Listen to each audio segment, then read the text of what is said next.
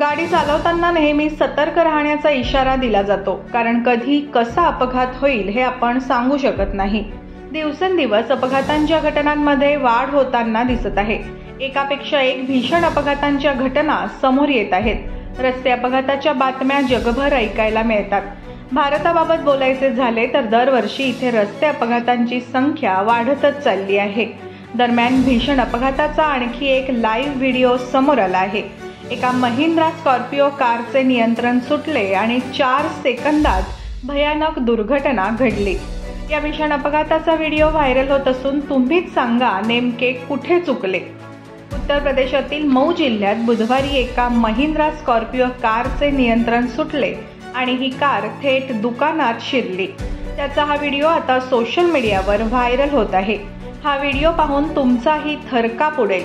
हा व्हिडिओ एक उदाहरण म्हणून देखील समोर आला आहे।